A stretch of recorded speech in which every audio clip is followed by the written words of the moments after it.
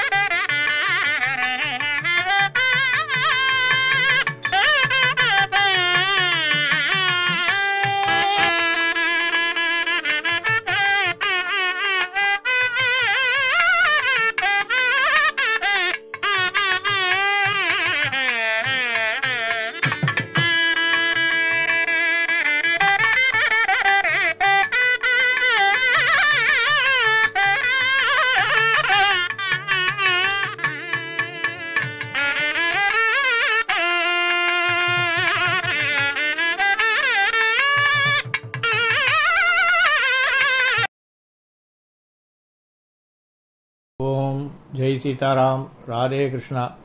அன்பு நண்பர்களே, உங்கள் அனைவரையும் எனது தெய்வீக பயணம் யூடியூப் சேனல் சார்பாக அன்புடன் அழைக்கின்றேன்.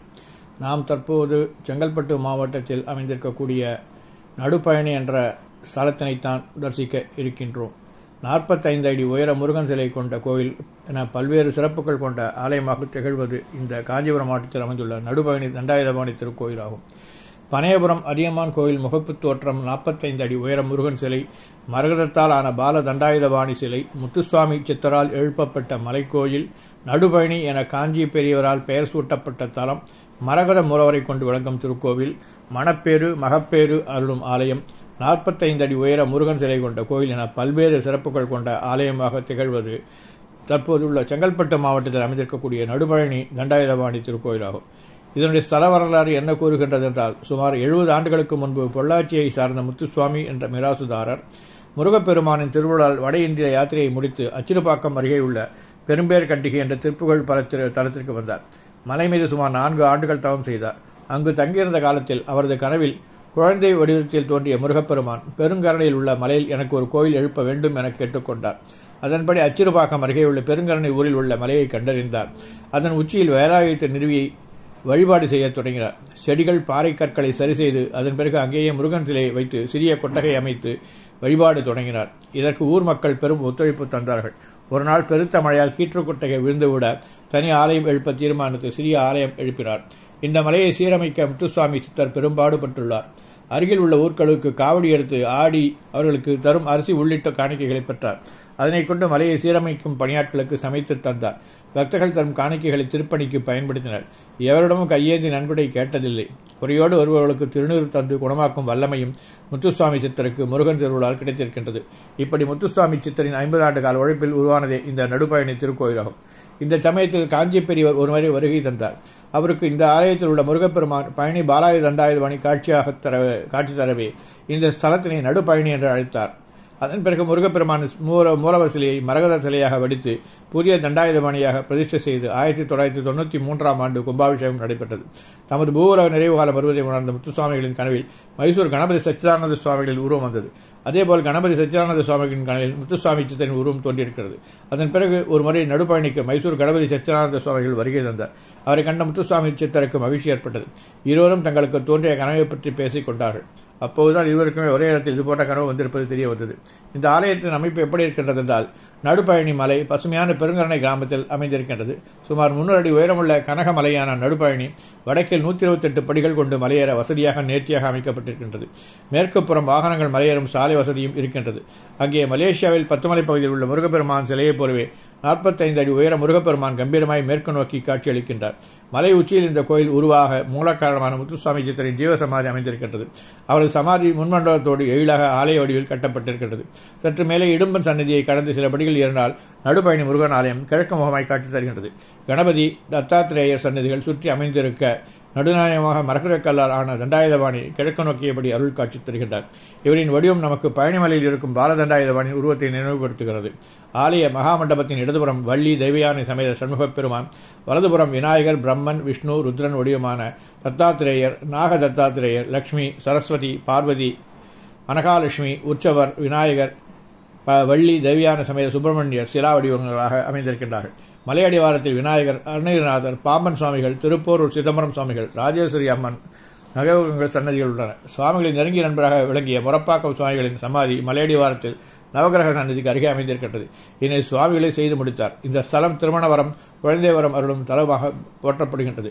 தொடர்ந்து 6 செவ்வாய்க்கிழமைகளில் விரதம் கடைபிடிப்பவருக்கு பக்தர்களுக்கு கைமேல் பலன் கிடைப்பதாக பக்தர்கள் நம்பிக்கை தெரிவிக்கின்றார்கள்.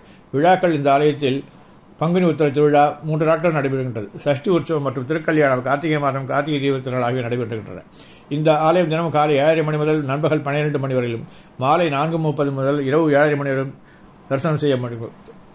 இங்கே முத்துசாமி சித்தருக்கு முன்பாக இம்மலையில் எல்லப்ப சித்தர் என்பவர் வேல் ஒன்றை நிறுவி வழிபட்டு வந்ததாக ஊர் மக்கள் கூறுகின்றார்கள். இவரது சமாதி மலையடிவாரத்தில் தென்மேற்கு பகுதியில் அமைந்திருக்கிறது. இங்கே விரிவாக்கம் செய்த குளம் ஆலயத்தின் தீர்த்த குளமாக இருக்கின்றது. வாருங்கள் நண்பர்களே, இந்த திருக்கோயிலை தாங்களும் அச்சிறுபாக்கம் பகுதியை வரும்போது தரிசிப்பீர்கள் என்று நம்புகின்றேன். நன்றி, வணக்கம். தனித்திருந்து வாழும் தவமணியே, தனித்திருந்து வாழும் தவமணியே, தண்டபாணியே தெய்வமே, தன்னை அறிந்து நீ தனித்திருந்து வாழும் தவமணியே,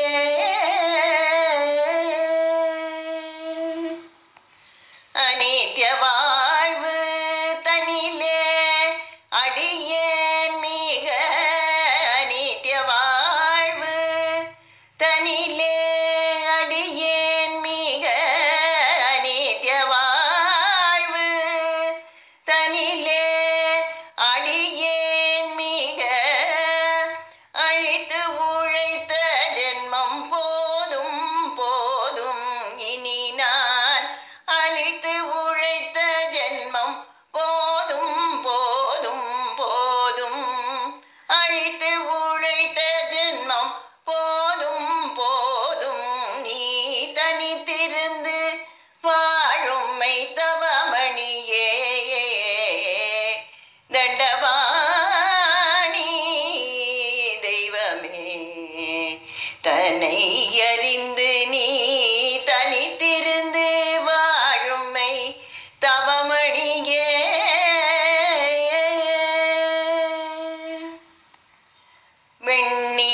வெண்ணீரணிந்ததென்ன வேலை பிடித்ததென்ன, கண்மூடி நின்றதென்ன காவி உடுத்ததென்ன, வெண்ணீரணிந்ததென்ன வேலை பிடித்தது என்ன, கண்மூடி நின்றது என்ன, காவியுடுத்தது என்ன, வெண்ணீரணிந்தது என்ன என்ன, வேலை பிடித்தது என்ன என்ன, கண்மூடி நின்றது என்ன என்ன, காவி உடுத்தது என்ன என்ன, வெண்ணீரணிந்தது என்ன என்ன என்ன, வேலை பிடித்தது என்ன என்ன என்ன, கண்மூடி நின்றது என்ன என்ன என்ன, காவி உடுத்தது என்ன என்ன என்ன, வெண்ணீரணிந்தது என்ன, வெண்ணீரணிந்ததென்ன வேலை பிடித்ததென்ன, கண்மூடி நின்றதென்ன, காவி உடுத்ததென்ன, வெண்ணீரணிந்ததென்ன வேலை பிடித்ததென்ன, கண்மூடி நின்றதென்ன,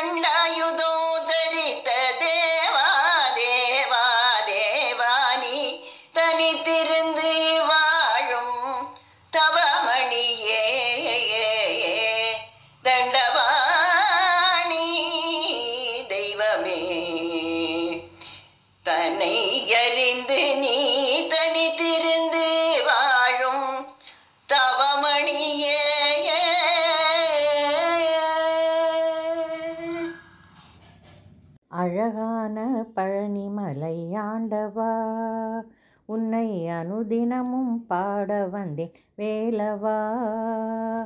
அழகான பழனி மலை ஆண்டவா, உன்னை அனுதினமும் பாட வந்தேன் வேலவா. வெள்ளை திருநீரும் வெற்றி வடிவேலும் உள்ளத்தில் தோன்றுமே, வெள்ளி மயிலேறி வேலன் வரும் வழி நெஞ்சம் காணுமே. வெள்ளை திருநீரும் வெற்றி வடிவேலும் உள்ளத்தில் தோன்றுமே, வெள்ளி மயிலேறி வேலன் வரும் வழி நெஞ்சம் காணுமே.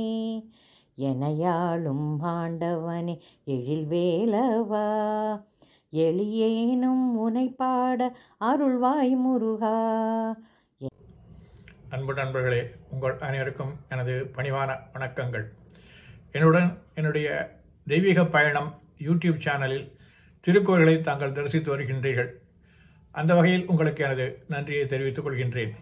என்னால் இயன்றவரை எவ்வளவு முடியுமோ அவ்வளவு திருக்கோயில்களை நேரடியாக சென்று வீடியோ பதிவு செய்து தங்களுக்கு எனது சேனலில் வெளியிட்டு தாங்களும் என்னுடன் பயணித்து அந்த அனுபவத்தினை பெறுவீர்கள் என்ற நம்பிக்கையில் இந்த சேனலை துவக்கினேன்.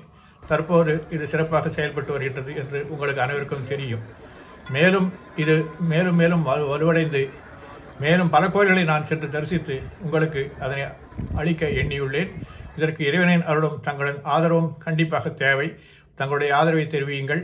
இந்த பிடித்திருந்தால் லைக் செய்யுங்கள், குற்றங்கள் இருந்தால் கமெண்ட் செய்யுங்கள், பாராட்ட வேண்டும் என்றாலும் கமெண்ட் செய்யுங்கள், உங்களுடைய நண்பர்களுடன் ஷேர் செய்யுங்கள். அதோடு அல்லாமல் சப்ஸ்கிரைபும் செய்யுங்கள். அவர்களை சப்ஸ்கிரைப் செய்ய சொல்லுங்கள். நன்றி, வணக்கம்.